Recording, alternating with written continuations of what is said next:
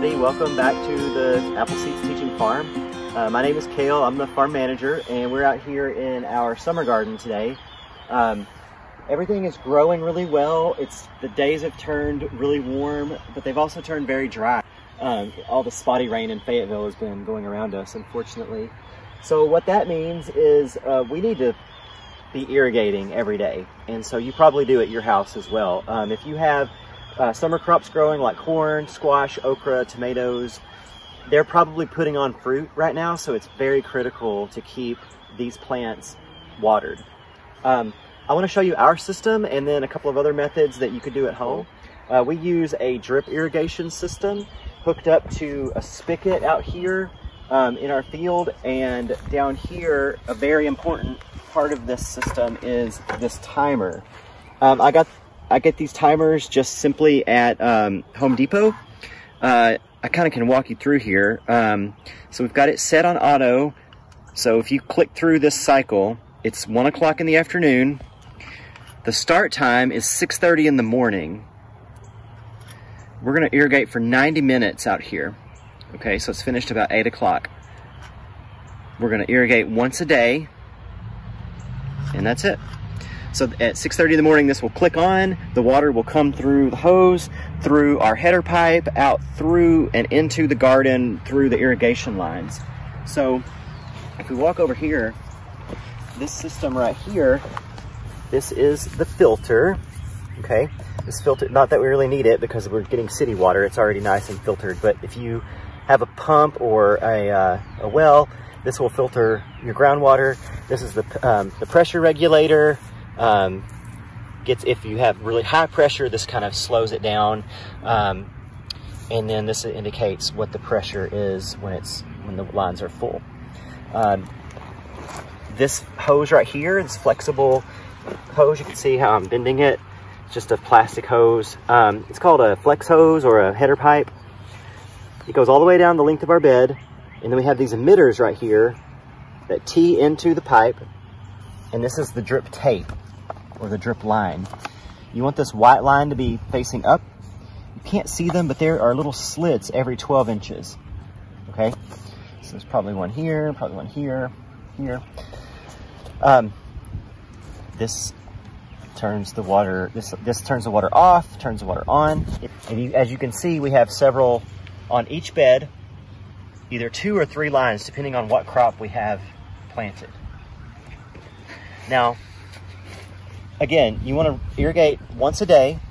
I try to make sure that when I get out here in the morning, that there's moisture at least an inch or so down. So you can see how the ground is nice and wet right here still. So these are brand new blueberry plants. Their roots are probably kind of spaced out like this. If you don't have a system like this at home and all you have is a water hose, it's best to water either super early in the morning or super late in the evening. So this is the last one to come on, but you don't have to go out there at 1 in the morning and water with the hose. But if you're going to water with the hose, here's how I would recommend doing it. It's very important to water at the base of the plant. Plants always absorb water through their roots. So anytime you water on top of the plant and hit the leaves, you're not really doing anything. You're just kind of wasting water. I have a little bowl here where I've planted this blueberry plant, and I kind of fill the bowl up with the water, and it sort of soaks itself down nice and slow. And with new plants like this, you want to at least give them about 1 gallon of water. So you sort of have to eyeball it with your, it's better to give it a little bit more water than not enough this time of year. In the spring, you have to be kind of careful. I do turn the irrigation off if it rains, if we get, consistent rain in the spring. We have not had any rain in a while. So I may even, I probably need to check my beds and see how quickly they are drying out in the afternoons. And I may even bump up our timer to 2 hours of watering. Every time, as the summer goes on, the plants grow, they absorb more water, they need more water, so you do have to adjust how much you give them at any given point. One thing to keep in mind is some vegetables require more water, some require less. Your corn Okra, cucumbers, squash, they need a lot of water. They drink a lot of water. Plants like tomatoes and basil don't need quite as much. Everybody, we're in our herb garden here at Appleseeds, and I wanted to show you how we water this system. These are just regular cedar beds. Got some strawberries growing out of here, but you can see we have chives and oregano and all kinds of things in here. We just simply water with a watering wand about twice a week. Now these beds do dry out fairly quickly. We don't really have a way to keep irrigation on out here, so we just come out here, and we have quite a lot of beds, so we typically take about 45 minutes or an hour to water in here. One cool thing that we have that not a lot of people have seen is this is called an Olla, O-L-L-A. It is an unglazed clay pot that is buried in our garden bed that we fill with water here. And because it's unglazed, it sweats over time. And so we filled this up this morning, and you can see how it's pretty deep. You just fill it up, and it sweats, and the water gets out into the roots for the plants right here.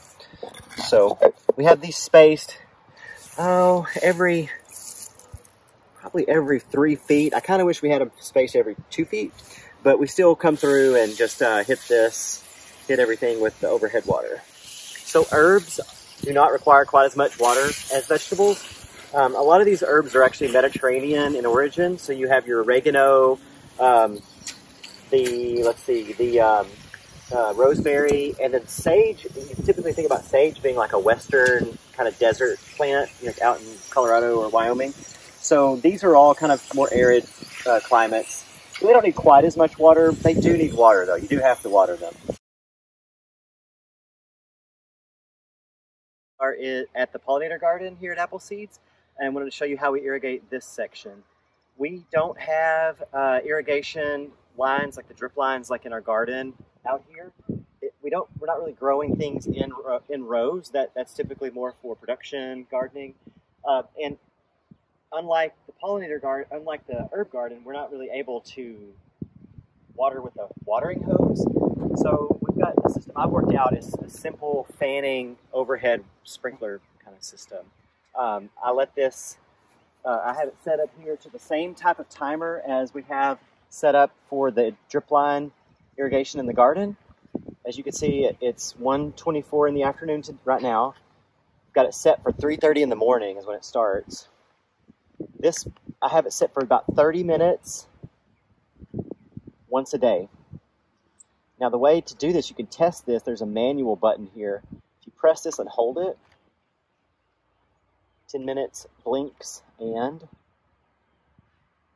little water emblem came up. It just popped on. So if you look over here now, you can see our fanning sprinkler has started. Also, these plants, unlike vegetables, you don't really have to worry about these plants getting wet from the overhead as much. Typically what we're growing out here are flowers for the most part, and a few gourds and things like that. But it's an open area. It's pretty windy out here. We're not really worried about the plants being too wet, and we're only watering for about 30 minutes a day.